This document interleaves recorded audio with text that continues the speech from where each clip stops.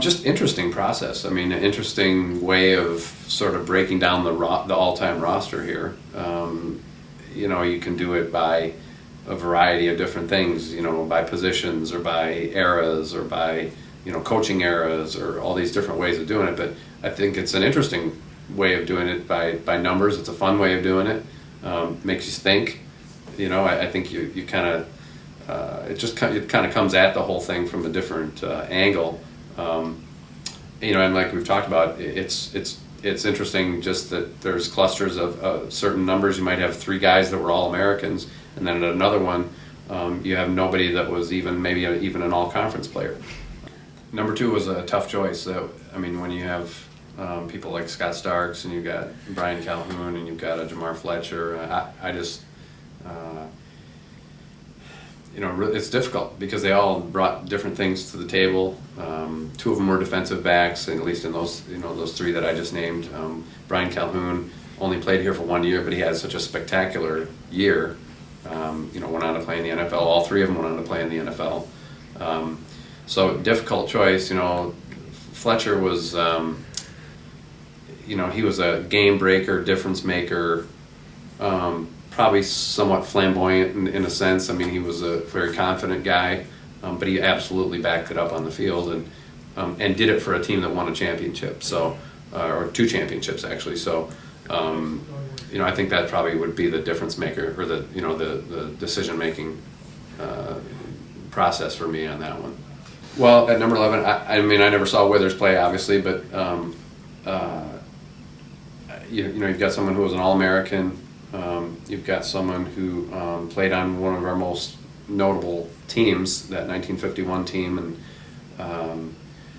obviously must have been a very talented player, and was a you know, our first African American All-American. So I think some unique things there with him, but also Bevel,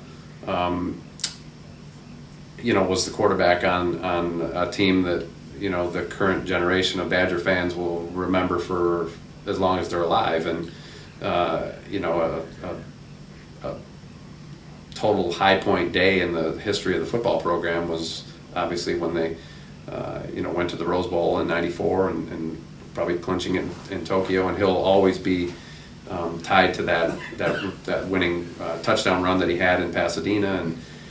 And you know, he had won, I think, 27 games, 27 or 28 games, whatever it was, in his career. So, you know, again, it was like one of those numbers where a tough choice. You know, how do you break that all down? I think in some ways, you know, for us now, sitting here in 2008, trying to do this process, you know, we've had access to see X number of these people.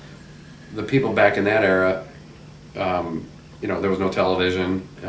You know, far enough back, there was no radio, and their stories and their legends and so on are almost anecdotal in some ways, and they're sort of, they become kind of legend and lore and so on, as opposed to, you know, for Ron Dane, you know, all we could do is flip in a DVD and you could see what he did, and or if you happened to be here, you know, at the time he played, but.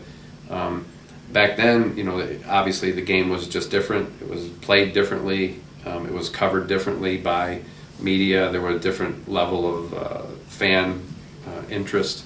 So, you know, just flat out different eras, different times in history, and you know, I think it'd be fun. I think it'd be fun. It'd be cool to have seen Pat O'Day kick the ball, but we're never gonna see that.